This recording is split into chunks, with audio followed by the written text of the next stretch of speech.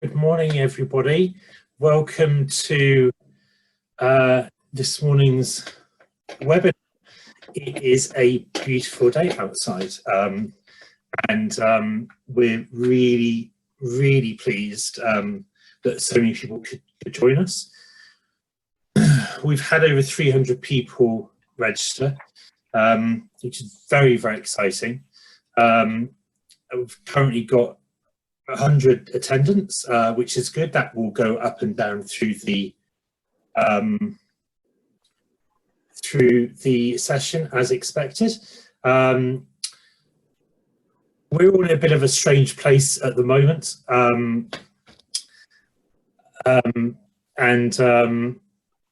but we can draw strength from that and get on and learn something new. I am Eveleigh. I'm Managing Director of Brightelm, who are a professional conference organiser based in Bristol in the UK.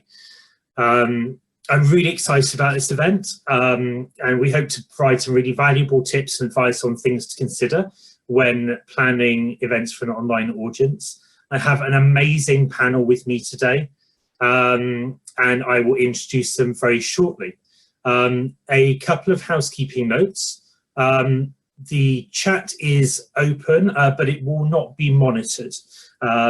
If we welcome questions, and when you have a question, please use the Q&A button at the bottom of your screen to submit them. You can also use the upvoting tool. And that way, if someone has posted a question you would also like to ask, we can cover the most important issues.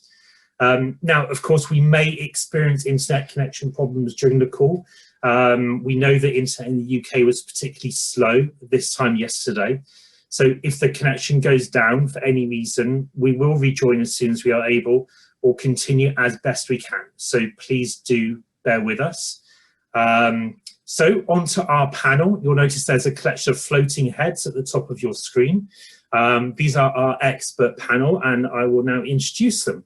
So firstly, we have Gabrielle Mouterde, who will be focusing today on programme and content. Hi, Gabrielle.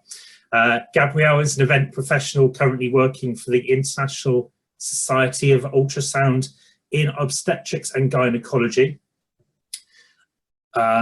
Pronounced ISUOG, which is an international society focusing on improving women's health in that speciality. She's been producing hybrid events for 6 years and has given talks on the best practice of organising and running these events. Next, we have Mark Wiggins, who will be discussing technical environments. Mark is an industry professional working as a production director. He's been technical lead on projects and has a large portfolio of work with associations with experience of both live and digital events. Next, we have Kieron Garlick. Good morning, Kieron.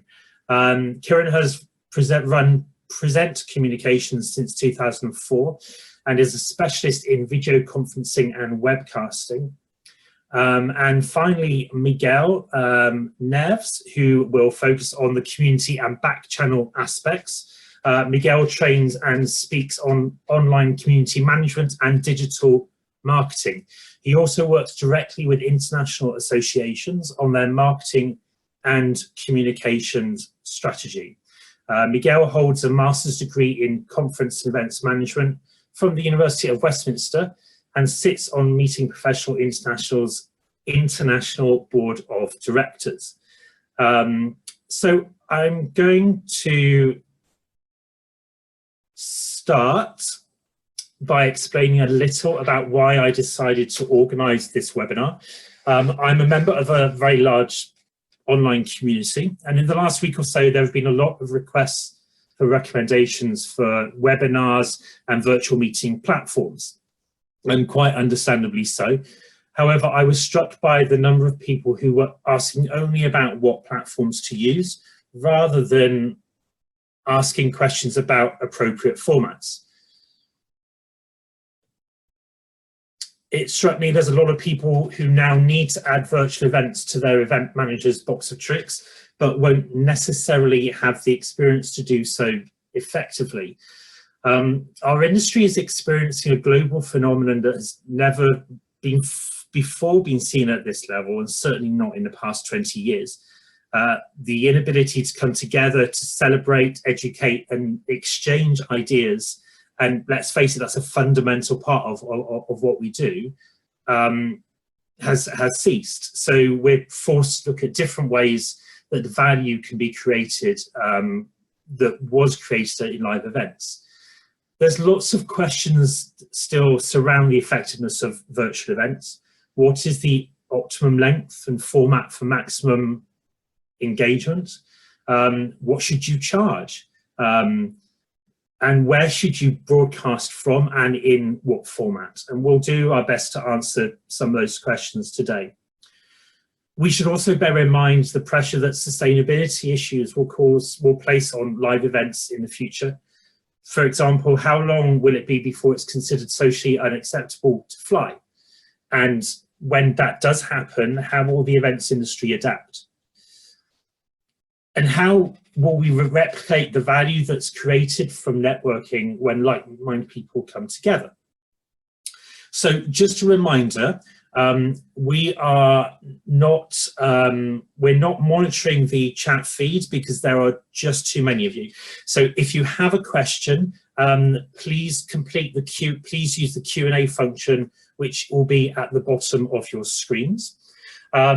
So without further ado, I would like to hand you over to our first speaker, who is Gabrielle, who will be talking about program and content.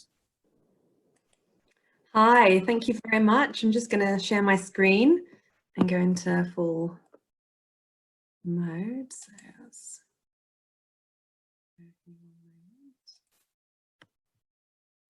Okay, so morning everyone, thank you for joining us. So Rob asked me to talk about the virtual program and content.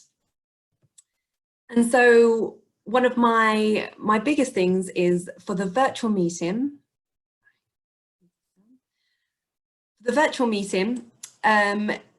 Our hybrid events, the program and the format has to be created with that in mind.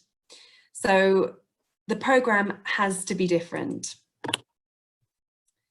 And I also think you have to think about the type of viewer that you're going to be experiencing. So it's not the person who is at the top of my presentation. It's going to be more like the woman who's on this image, who is in their kitchen or their lounge, particularly now. We also do events to medics, so they'll still be in their hospitals. But I think you also have to keep that in mind. And we're talking about the program and content. You know, some of us will have the benefit of being able to plan the program from scratch as a virtual or hybrid meeting. But unfortunately, some of us obviously have got our organisation saying this on-site event that should have been completely on-site now also has to go into that. So just so that we're all clear on sort of the terms, and I know a lot of people have been, well, it's now we're very au fait with this because we have to be, but I'll be using virtual, as in all the speakers, audience, moderators and technicians are remote, and a hybrid, which is a combination of the two. So the thing that I think is the most important, there are two things to keep in mind when considering a program for a virtual or hybrid meeting, and also the conversion to it, is what works virtually and what your attendants want. So I think we'll start off with what works virtually. So definitely a shorter program. I always try and put myself in the viewer's perspective, and I've never sat down for a 4-day virtual event. It's hard to get me to sit down for 4 hours. And I think you have to think about that when you're changing the program. It's got to be shorter. You've also got to think about shorter talks. So at ISUOG, we normally have a max of 30 minutes for any of our virtual or hybrid meetings. But I think you can go up to 45 minutes. Past that, I think it's okay if you have a Q&A session, but I really think that you shouldn't go sort of above that. More breaks and for a shorter period. So you have to think about people in their homes, you know, wanting to get up to make a cup of tea or, you know, have a refreshment break. And also the way that we consume information. You know, it's quite hard to be looking at a screen for over 2 hours without any break or pause. So I think you should have more breaks and for a shorter period. Excellent interactivity. So I think this is key. And I will come back to this in a bit more detail at the end. A good technical support. So there are a lot of off-the-shelf products, and I think that you can take them, and in your organization you can do them. However, I think having a professional company come and support you just raises the level of professionalism. I kind of think of it like I could rent a room in a convention center, take my laptop, do sort of plug and play and just have a projection screen. I could do an event like that, but it wouldn't have the same level of professionalism if I didn't have a whole AV team behind me. And I think that's the same with the platform that you choose. So you could run it yourself, but with an AV team, it will just raise the level of professionalism. And especially where so many people are running now virtual meetings, the difference between the professionalism of it stands out. Having a confident chairs or hosts or moderators, I think this is really important with your chair being confident about the different types, the different style. You know, there's more talking about what you're going to do, introducing virtually, managing people speaking over one another, it's more difficult online. Moderation of content and administration. So this is slightly different. We have people who moderate the content in terms of a medic who's just answering the Q&A sessions. So it's someone who is different from the presenter or the chair. The chair I have is more managing the speakers, and the moderator is more doing the Q&A. And you also need administration moderation as well. Rehearsals. So I've got a confession. I've never really managed to get rehearsals with our speakers in my current job, but for a virtual event, it's really important. We have a rehearsal beforehand, the day before, and we go through all the lighting, the sound, technical problems. But we also then have another one just before we go online. So we ask everyone to sign on half an hour beforehand. We go through lighting, sound checks, launching the presentation, and also just ask them to keep it open and then come back 5 or 10 minutes beforehand. The chance to watch on demand. So this is really important. People know these things are happening, but they really want the opportunity to have this recorded and watched at a later point, particularly because we're an international society. We have different time zones that we have to manage. And this is I found that people also really expect this to be done quickly. So I think you need to work that into your process. Also add in value virtually. So I find that we add a lot of value virtually to our online audience. We post polls, we do surveys, we do links to videos, we do links to presentations. And so we add a lot virtually. And there's also more you can do. You can add well-being if you want to do a yoga session in the morning. So you can take some of the best practices that are already happening around the globe in what we're doing virtually and incorporate this into your meeting. So the program, so what your delegates want. When I was looking at going to sort of hybrid or 100% virtual, I didn't really want to break what we'd already done before. I didn't want to, you know, it's great to be able to take that best practice of what we do well and what our delegates want. And to do that, I really went back to our evaluation. And I should say that this is going to be different for every organisation. So I went back to our evaluation surveys. And I looked at the focus. To find my focus and aim of my online meeting, I looked for the reason for attending. And in our feedback surveys, the reason for attending was clinical research. And so because your program is going to be shorter online, knowing that if it doesn't fulfill that clinical research, then I can be much more stricter in removing those sorts of parts from the program, because that's actually really what our delegates want. Also focusing on formats. So masterclasses where one professional presents and their world-renowned topic, that was one of their favourite types of formats.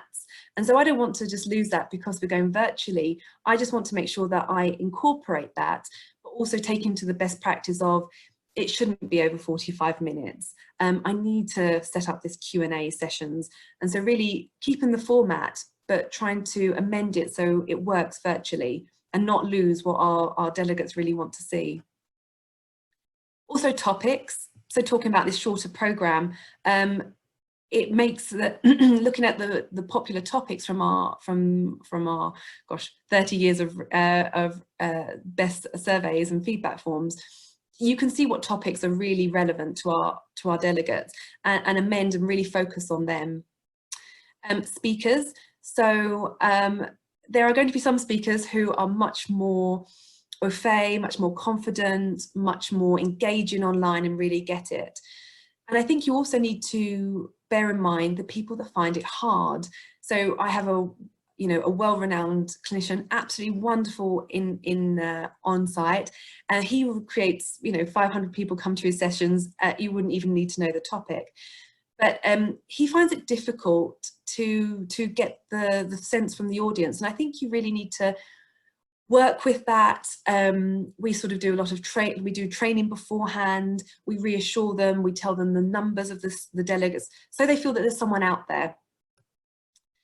And reviewing this all, you have to, we change our review process. We look at what works, what doesn't work, because it's a constantly changing thing. So these are my two really things when you're creating the program, really to look at what works virtually and what your attendees want, and trying to find a middle ground between the two. And one of the things I wanted to sort of finish on was improving engagement.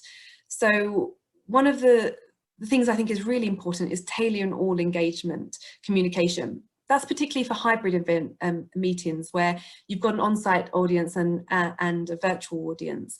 That can be sometimes difficult because you don't want to refer to one and ignore the other. Having a dedicated moderator, I can't stress that highly, to reply to people. I ask the team to always reply personally to really make people feel that they're engaged and refer back to the audience. And also have that people add in additional content. Brief chairs and speakers, I think, yeah, they need to know how to engage. They need to know the tips and tricks, and how they're going to communicate. So we'll talk about, where the questions will be placed, how we'll be answering them. We run through this during the rehearsal. Also get people to communicate early. So we found that the earliest you can get people to communicate, the more people post. We ask very simple questions like, which country are you moderating or viewing from? And also engaging. So, I mentioned before, there are loads of tools to engage your audience. And I think actually they might almost get more content. Well, no, I do think they get more content watching virtually than they do on site, where you can post polls, Q&A sessions, articles to what you're talking about, and really give them even more content, and ask and respond to their feedback, which I think is the one of the most important things.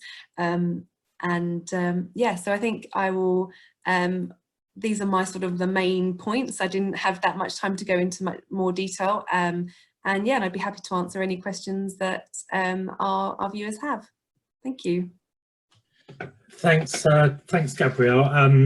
I've got a couple of really great questions.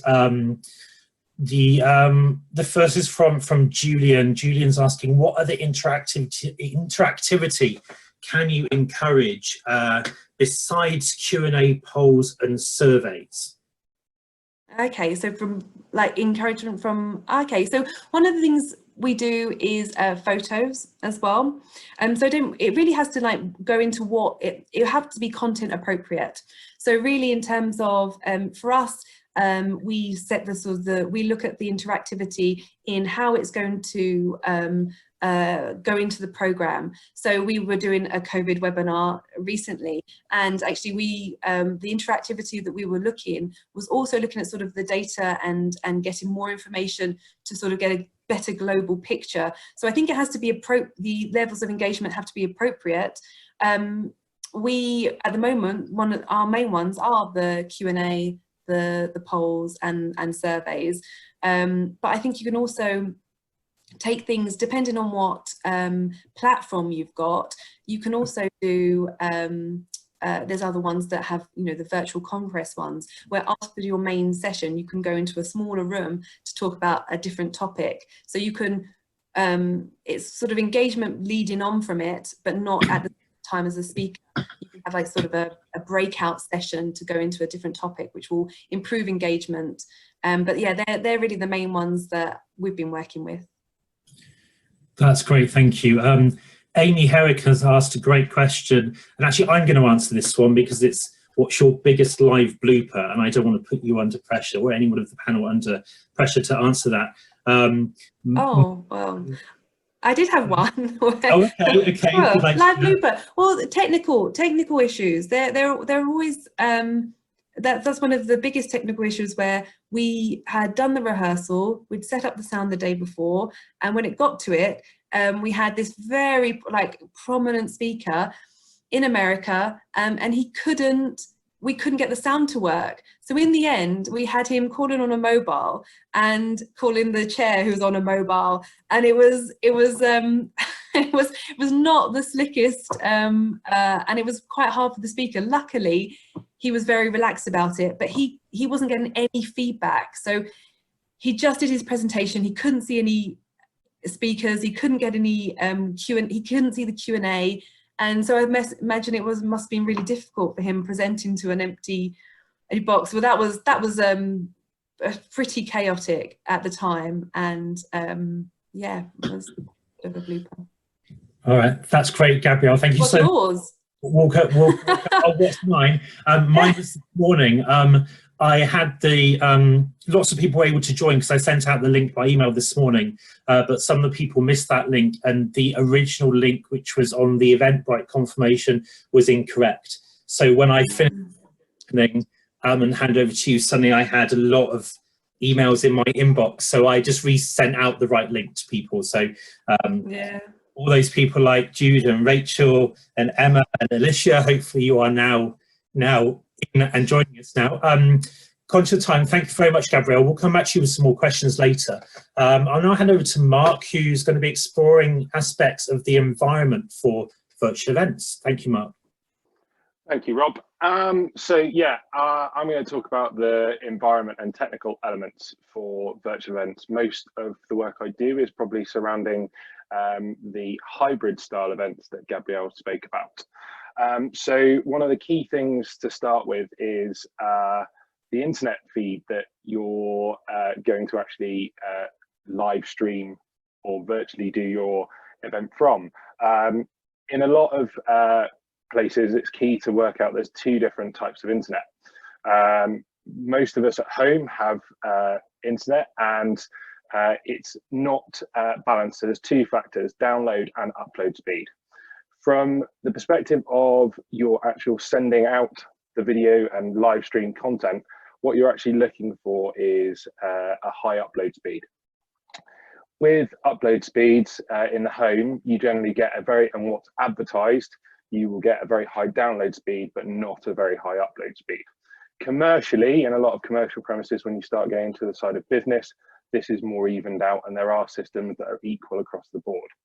So it's important to, especially using professionals to get involved in your event, that they actually can carry out a site inspection or have an IT team wherever it may be that can give them the information to make sure your event's going to run smoothly.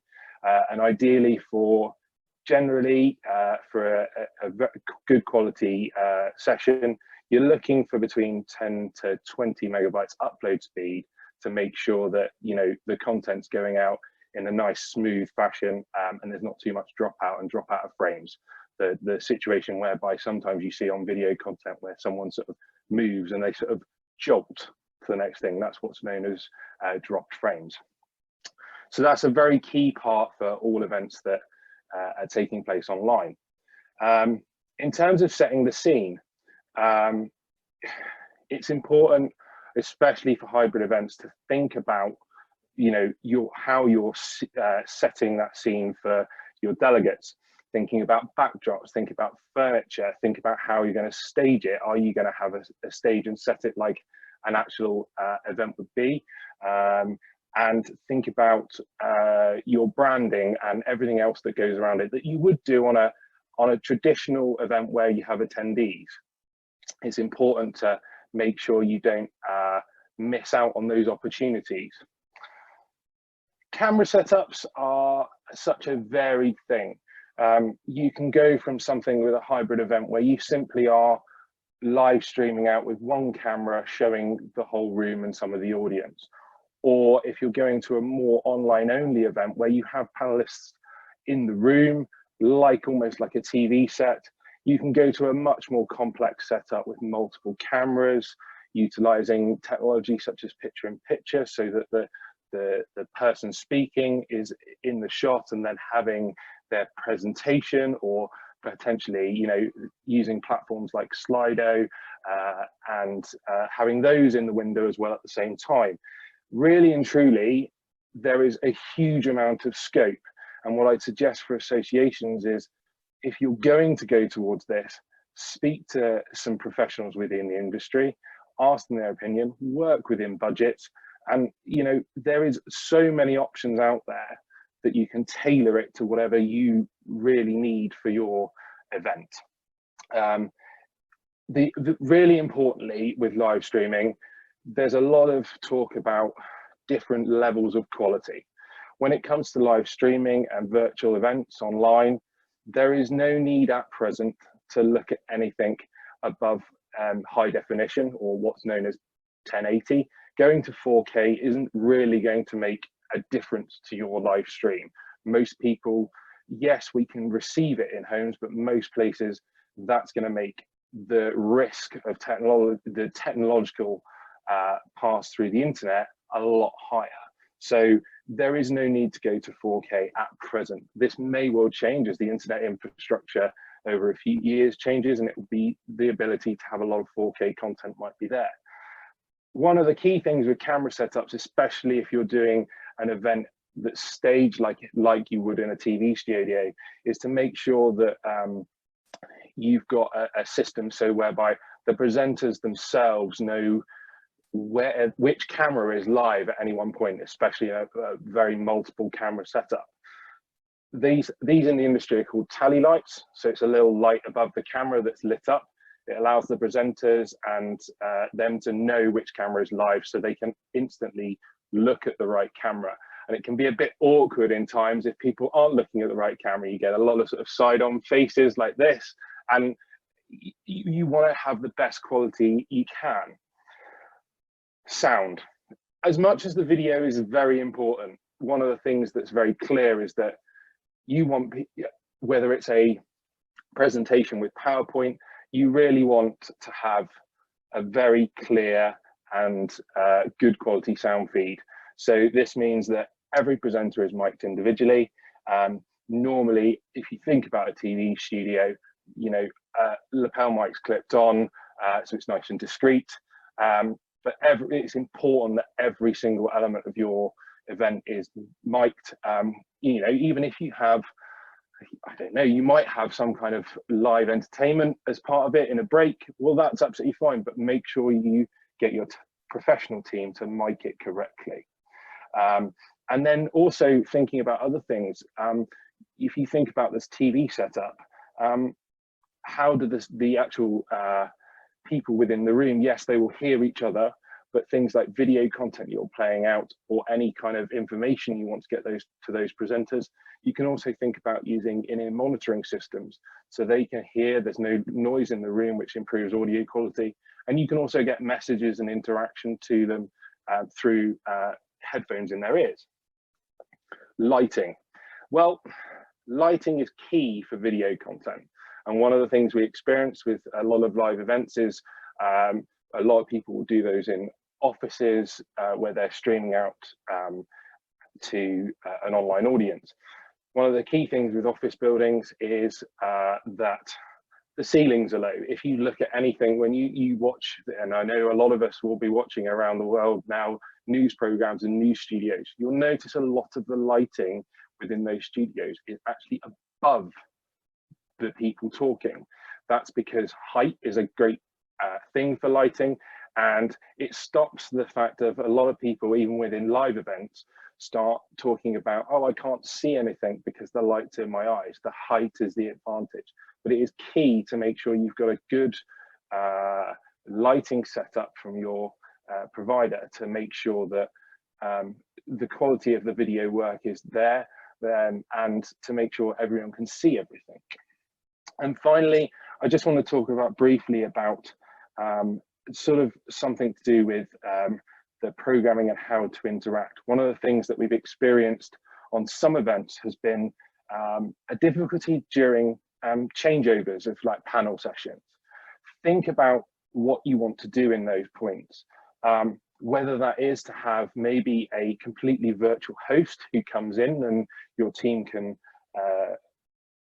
have that as part of a break, or whether you want to show some video content like you would have advert breaks on TV, to allow the technical team within that room to actually change over microphones, get reset, take some chairs off the stage because the panel's smaller, etc. And they'll give you that time to do that. And there's multiple platforms that a technical team can use.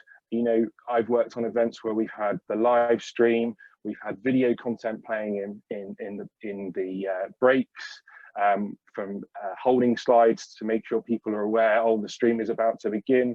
There are so many things that you can actually do as part of it to make your event more slick and more professional. And the biggest thing with the hybrid style is you have to think of it almost as in a TV studio and run that event like that. Thank you. Thanks so much. That's amazing, amazing tips there. I have a question from Thomas, which is, how do you account for the upload speed of remote presenters, and what temporary measures can be put in place at home or office, and are there any approximate costs? Remote presenters are an interesting thing. We've had a few, and I've not had too many technical blunders before.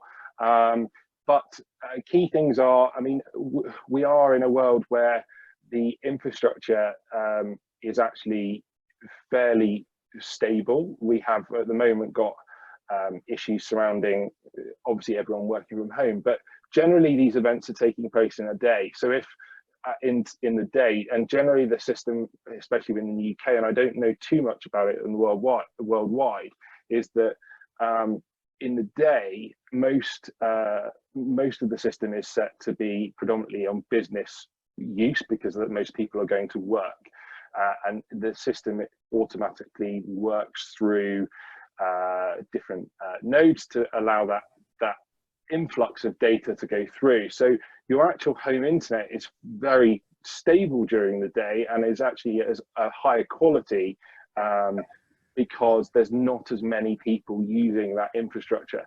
The infrastructures are connected, but because of the way they work, they are slightly separated. In terms of what you can do to alleviate that, and if there are any problems, there is that old saying that the rehearsal is key. Try and do rehearsals at a similar time. Not that that's going to guarantee everything, but and we would ask clients, if they are going to do that, let's do a simple speed, like give them instructions to do simple speed tests of their home, where their location is, and give us the information. If it's not, we might then talk to them about, well, have you got another location you can talk from? So yeah, that's what I would suggest. That's great, Mark. Thanks so much. Just a reminder, everybody, we're not really monitoring the chat. So if you would like to submit a question, please use the Q&A function, which you'll find at the bottom of the webinar screen. We're now going to move on to Kieron Garlick, who's going to explore some of the varying types of platforms available for online events. Thanks, Kieron. Hello there. Hello, everybody. Thank you for having me. I started out years ago doing video conferencing back in the day when it was a bit of a dark art, and video conferencing really was the kind of basis of, I think, where all this came from. So you would go into your office, into a boardroom meeting, and there'd be a screen at the end of the room with a camera and a microphone, and you'd video link to whoever in your office. And that's kind of where a lot of these platforms came from. That was a very expensive thing to do, and it was very high quality and all the rest of it. Then I suppose what's happened is, you know, different platforms have been introduced over the years to try and kind of emulate what we do in the real world. So you start with the kind of webinar platforms like GoToMeeting and Cisco WebEx, that allow quite a lot of interactivity. There's some functionality around, like this has Zoom, like the Q&A and participant lists and chats and that kind of thing. Zoom kind of came after that. Zoom was kind of based on very much on video conferencing rather than kind of webinars, in the sense that it was really designed as a point-to-point thing, more like a Skype piece of software. And then over the years, obviously that's changed to give you all the kind of functionality that some of the webinar platforms use. There's also the kind of what I call the webcasting platforms, which are different again. So things like On24's Elite platform, PGI TalkPoints platform, World TV, and they're very much designed for kind of mass broadcast, if you like. So with something like Skype, it's really designed for one-to-one, and there's some group call features. Zoom will do up to 100, I think, on its basic platform, and then, you know, 300, 500 and whatever after that. But the kind of webcasting platforms are really designed for broadcasting out to 10,000 people.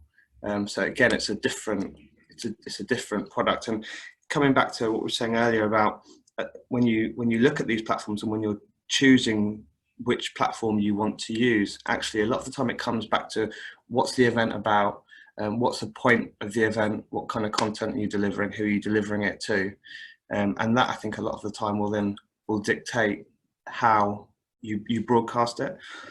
And there's lots of other ways to broadcast. I mean, you know, there's things like over-the-top streaming now, which is, you know, how do you stream to your television in your living room? You know, if you've got an Apple TV, why can't I log on to the stream with that? And again, it comes down to lots of features. So I saw a question a minute ago about managing users. How do I know who's online and how many people? What kind of security measures have I got in place? Is my video encrypted? What kind of metrics do I actually need about my viewers? Do I need to know who they are, where they are, which bits do they find most interesting? What we're going to see next in online video is understanding which bits of the video people like, which bit of the screen are they looking at, which bit of the presentation made people smile, and which bit made them sad. So that's going to be really interesting features that come into streaming soon. And also the kind of virtual and hybrid thing. We've talked a bit about mixing the live and the online. And you can also mix the kind of online, and there's all kinds of different things you can do. So, well, I did an event, I was working on an event last week where it would have been an event had anybody been allowed to go.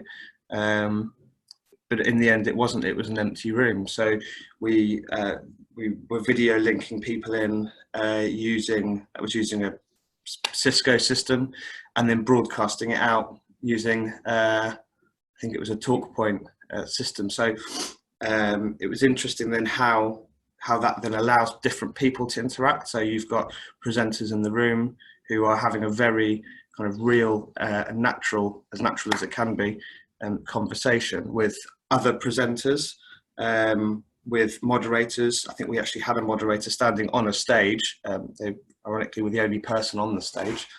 They can then interact in a more natural way and then present out to a larger audience. So again, it very much comes down to what you need from all the people who are being involved, what kind of interaction do you require, what kind of content will be delivered. And again, I mean, I stood last week actually on what I can only describe as a holodeck. And I think that will be something that will become more and more common. So literally standing in a fake virtual environment, bringing in remote attendees, which other people can then watch, and I can see them, walk around them, bring up, you know, hologram stuff. This kinds of technology, I think, will be more and more prevalent. I think what's really important when you're choosing a platform, like I said, there's a lot around features and functionality, security. Cost will obviously be a massive issue, but also it's worth remembering that depending on your audience, there may actually be platforms out there that your audience are familiar with in order to get the most functionality out of an event, or the most value rather out of the functionality. You want to be using something that people are familiar with, that they know how to use. And that's why actually platforms like Facebook and YouTube have really taken off, because whilst they don't offer a lot of the functionality or even the resilience of some of the more professional platforms, people are used to them. They're familiar with them. It's very easy. I mean, even with Zoom now, I mean, especially with the last few weeks, with everybody working from home, it's a very popular platform. Everybody's very familiar with it. It's very easy to get traction using something like that. So that's what I would say. I would say familiarity, security, cost. It's worth considering all of these things very carefully before you decide which platform to use. Thanks. Great, Kieron, thank you. We'll come out to you with some questions later. I'd like to go straight to Miguel, who is going to talk about the community. All right, hello everyone. I prepared a few slides, so I'm gonna jump over to that, if that's okay, to let me know if they work okay. So yeah, just wanted to talk a little bit about community. I've been doing kind of online community manager for about 10 years now. And I think, love all the advice already on this webinar. I think it's all really, really great. I just wanted to kind of iterate something that I think has sort of been said, but I think it's important also when you talk about community, which is that when you move from an face-to-face event to a online event, it's not just a case of just replicating it. You can't just take what used to be a 400-person conference and expect 400 people to be there for 3 days. It just doesn't work like that. So I really like to call them more online experiences, and it's a little bit about redesigning an online experience rather than just kind of simply replicating or simply finding a little bit a quick way to just transform an event. When we talk about community, I think the golden rule is to be where your community is.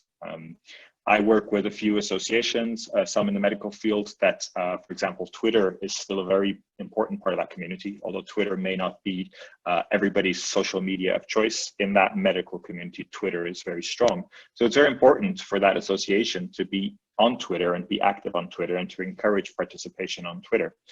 When it comes to webinars, live events, online experiences, Twitter can be an excellent back channel. And that's really what Rob really started off asking me to talk about as sort of a back channel or a place where people can engage and interact. So my first reaction is really be where the community is. If the community is really used to using Twitter and really comfortable there, then that's a great place to have a back channel, maybe even have part of the content on Twitter. If there's an online forum for the association, if there's a discussion board that works very well, then maybe consider flipping it around and having a Zoom feed or even any sort of video feed go into that discussion board or whatever piece of software is really active or really used within that community.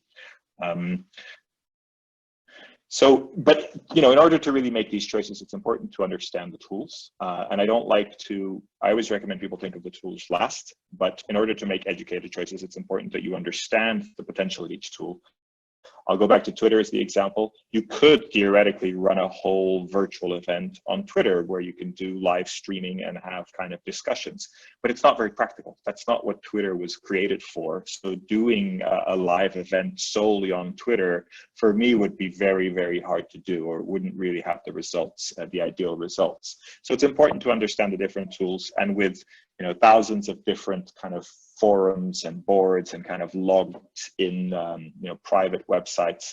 There's lots of different opportunities there, and different software will integrate differently with all those different platforms. So once you understand the tools, I think it's really important to design the whole experience. So really, you know, where do people register? Where do they go for the event? Is there a sort of event website that lists all the sessions? Are they all different kind of webinar style, you know, links that you go to? How does that all work? And it's important to design all that from start to finish, from registration to using it, to the interaction, all the way to maybe afterwards, the you know, the survey questions, anything like that. But it's not just important to design it, it's important to communicate to everybody how you want them to use it. So just an example, as we're doing right now, we're saying, please use the Q&A as the place to answer the questions, because that's a space dedicated for Q&A. So we're kind of directing everybody there.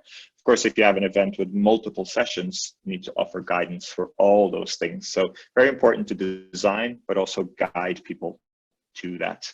And the last thing I would like to say is just to touch a little bit on, because online experiences are somewhat fleeting, like Gabrielle was saying, people might be having a coffee and then go off and do something else and come back. I think of it a little bit like, imagine if you're running an in-person conference and everybody has a teleporter. Everybody can go home whenever they want to, have lunch, come back, and do whatever they want. And it's a bit of a nightmare situation for every event organizer, because you don't have everybody's attention, or, you know, people aren't physically in the same place. So it's important that your online experience is also a kind of touch point to the overall, you know, communication and overall engagement that the association provides. Because it's a bit more fleeting, because it might have to be shorter and a little bit more, you know, less time spent, less face-to-face communication, it's important to make sure that it's part of a bigger engagement experience for your association, so that it's just one of many touch points. That's all I have. I hope that was useful. I will stop sharing my screen and hand over to you, Rob. Thanks very much, Miguel. Had a question from Richard Sargood, which I thought would be appropriate for you. How difficult is it to distribute events simultaneously on multiple channels? I think from a technical side, it's not much of an issue, at least from a kind of streaming video perspective. I think Mark can probably, you know, talk about that more, but I know various different softwares that can do kind of distribute the actual kind of content in many different places. I think the challenge there is then you may have, for example, chats happening in 5 different places. And where do the moderators go? You know, who's actually monitoring all those different places? So as much as possible, I would always recommend kind of suggesting that if you want to chat, if you want to discuss what's happening live, then go, you know, tell people to go only to one place. Maybe have different viewing options, but be clear and say, hey, we don't have a chat function here. And you know, focus people on one place, because I think that live experience, that effect of everybody coming together and viewing at the same time, that's incredibly powerful, and we shouldn't forget that. You know, a lot of people in the chat are asking, you know, can we see the recording later? Absolutely, but if you watch the recording, then you don't get the chance to ask the questions, you don't get the chance to chat with other people. So you should never dismiss, in my opinion, that energy of having lots of people's attention at the same time. That's great, Miguel. Thank you very much. Just before we move to the general Q&A session, I'd just like to say a few words about what we do here at Brightelm. Brightelm is a professional conference organizer for associations. We deliver project management, sponsorship and exhibition sales services, event marketing, content, delegate services, logistics, and exhibition management. We are also planning on running a few some more webinars on these sort of topics that are important to you. So in order to inform us, we've created a poll on Slido, and we'd like you to answer the question, what are the biggest challenges that you experience in delivering your events programs? To answer the question, just go to Slido, that's sli.do, and enter the code #C489, and you'll be able to submit your comments there. And then that will lead our future webinar program. The link will also go out in the follow-up email. So thank you very much. So there's a couple of questions which on a theme about security. Justin Ward asked particularly if he heard there was a risk with Zoom in terms of people entering the meeting who shouldn't be there. And Justin, I can tell you that's very much down to the settings you have on Zoom and the package that you purchase. But it is possible to make it secure via link and also passcodes. Somebody else had a question regarding government attendees being averse to attending live events because they're concerned about things being recorded and then misquoting. Do any of the panel have any advice for events which are secure like that, or where you may have an audience who aren't particularly comfortable with an online format? Yeah, it's the easiest thing to always do is ask people, right? So you know, if there's going to be cameras in the room, make people aware that there's going to be cameras in the room, and any content that's going to go out should probably be checked anyway. And if it's a sensitive subject, get lawyers to just watch everything through. I think, you know, if you're talking about something that's sensitive, I don't think people that want to view that content, they just have to wait. That's the kind of reality, I think. Okay, that's great. Anyone else? I also, just talking on confidentiality and questions, I've had where we've told people they can submit questions anonymously. So for our webinar recently on COVID, you know, we obviously had doctors talking about sensitive issues in their hospitals and not wanting to be referred back to. So we made sure that, you know, that they can post anonymously so that it kind of hides their identity. And I think that's important. Great, thank you very much. Yvonne has asked if we can show the Slido code again. We'll send that out in a follow-up email, Yvonne. Caroline McKenzie, who I know very well, thank you for this question, Caroline. And can pretty much guarantee whenever Caroline asks a question, it's got the word compliance in. And so I'm going to point this towards Gabrielle. Are working with medical and healthcare organisations. What mechanisms are you building in to ensure compliance in a virtual environment? It's not a toughie at all, is it? No, well, you know, that's thank you, Caroline. No, Caroline as well. I always say you have to look at the compliance when you're creating a virtual event. It is really important, and I think actually that's something that Jenny Lamont also was talking about, also how to bring in our sponsors into it. You know, I've really struggled with trying to get our sponsors to realise the value of virtual and hybrid meetings. You know, we've got this massive audience just there, but they you know, they have problems, and we have problems trying to get them to see the value of it.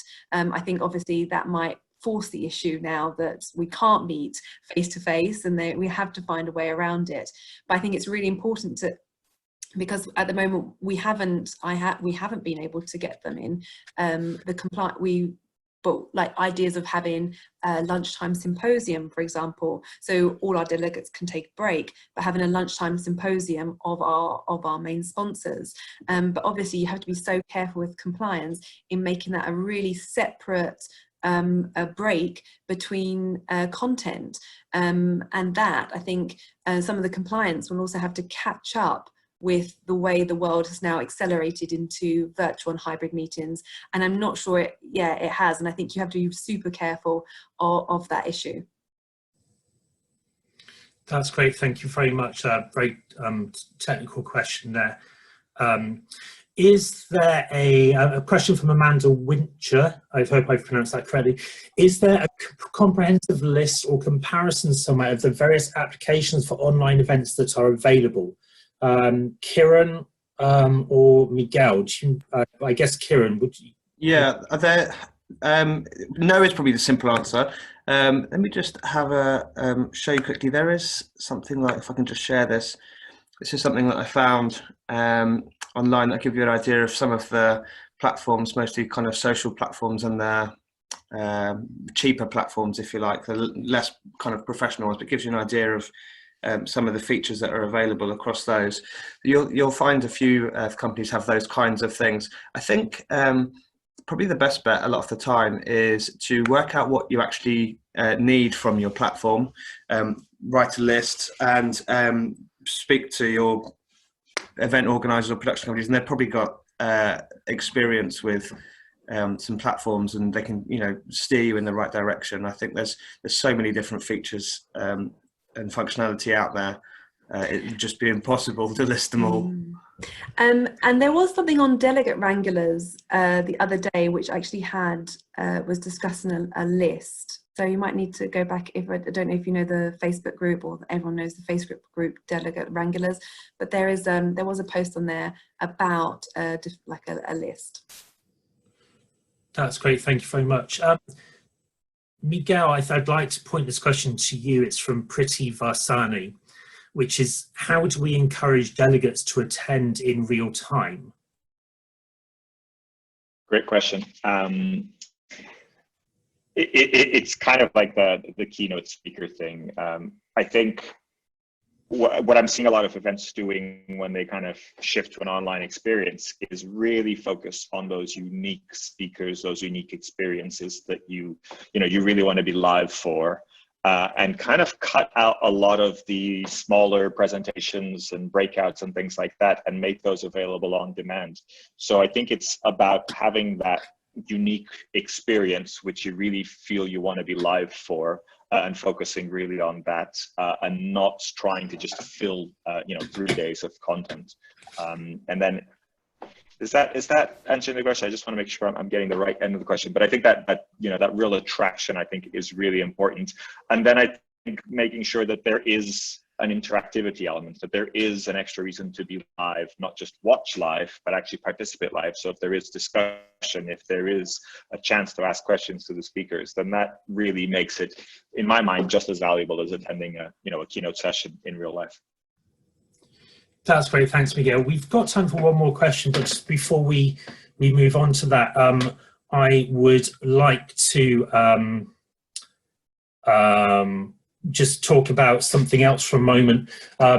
If you found today's session valuable, then we'd appreciate your showing your gratitude by making a contribution to Eventwell. And you should see link on my screen now. Eventwell is the event industry's charitable social enterprise, which is dedicated to educating and campaigning for better mental health and well-being in events. Equipping event professionals with the knowledge and tools they need to stay well. They are currently running a crowdfunding campaign, and we will send the link out to that in the follow-up email. But as I said, if you appreciate today's content, it's free, obviously, and we very much appreciate you showing your gratitude by making a donation to Eventwell. Thank you. We've got time for one last question.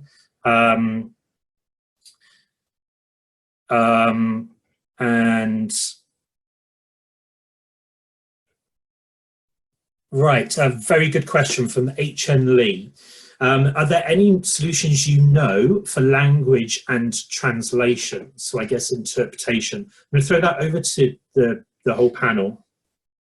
Yeah, can I? So first of all, traditionally you'd have rooms full of interpreters. So, I'm sure everybody has seen the booths at the back of the meeting room filled with your interpreters, whatever. You can stream that however you like. There's more and more of a push now towards remote interpreting, interpreters who can work from home.